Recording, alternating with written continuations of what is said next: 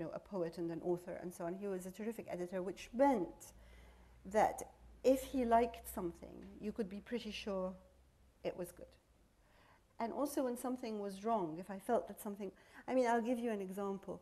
There was a passage in The Map of Love where I wrote it. I wrote it through a letter. I mean, The Map of Love, it's sometimes letters, it's sometimes journals, and it's sometimes direct. And it was a difficult passage. I can't actually remember exactly which one. But I wrote it through a letter because of its difficulty. And I knew I was fudging. And when he read the chapter, he said, it's okay, but it's not as good as what's come before. And it would be so much better if this was direct and not through a letter. And so you kind of knew that, it was almost a safety net, or sort of, yeah. So. What did you do this over breakfast or? No, we didn't have breakfast. No, normally I'd grab him on his way to the pub, actually, and say, I just want you to read this. And he'd be, oh, Christ.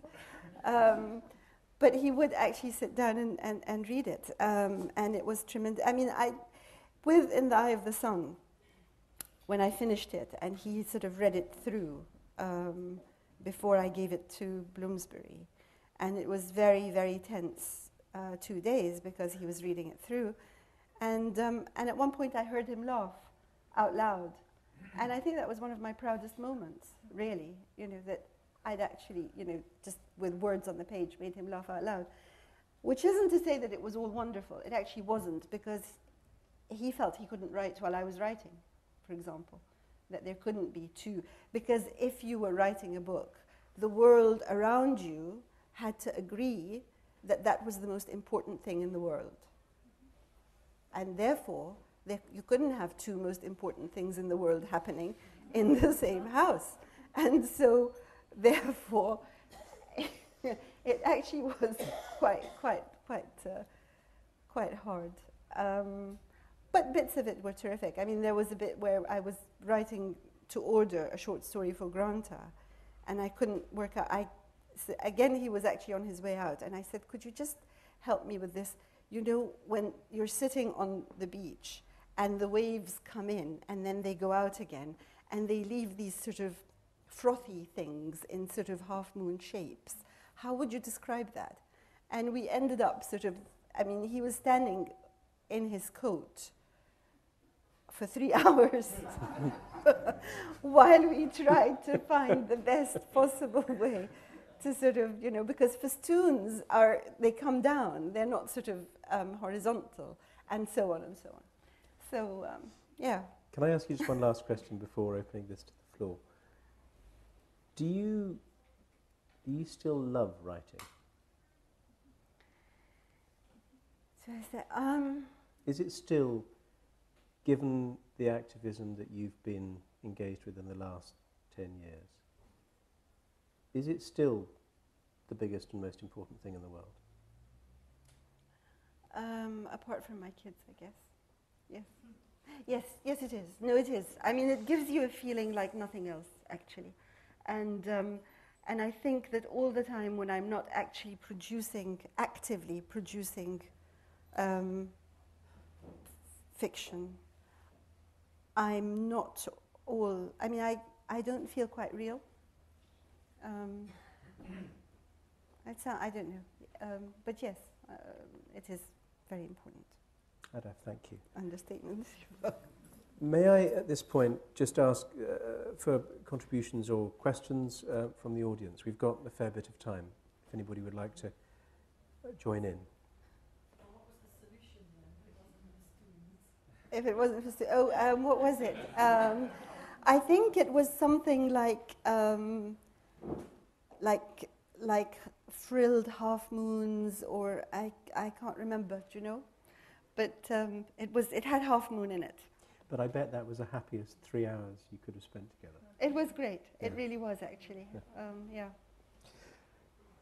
Sorry, I didn't in any sense mean to comment on the happiness of your time. Oh, you're very welcome. But it must have been great, is what I'm saying. We can go into that if you like. Yeah. Lobna. Hi. You said you dream in Arabic. Yes. I dream in both. Yeah. Mostly not Arabic. I dream in both and I can't even tell what I've dreamed in, you know? So when you think, when you come up with a work of fiction, you feel like you think of it in Arabic and then you put No. really. No.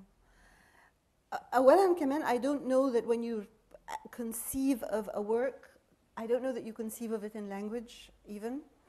I think it's like more like images.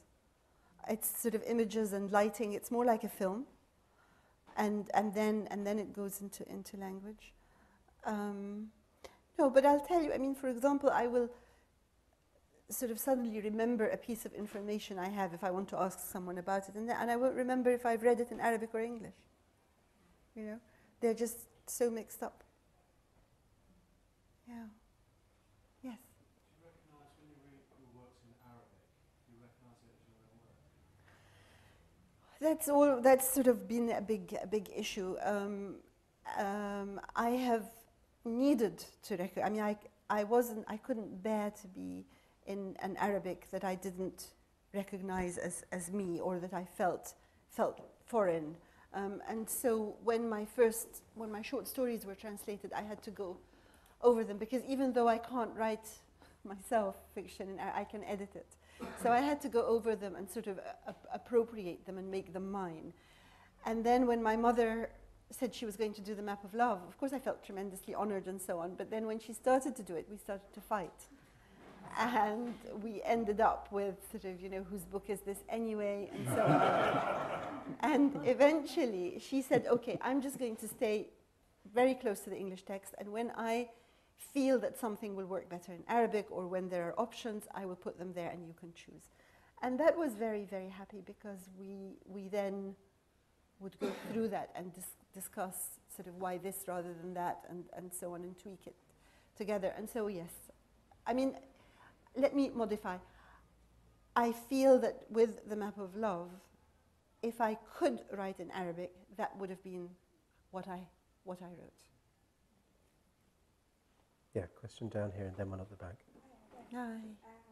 First of all, you mentioned your mom, and this is, for me, it's a great loss.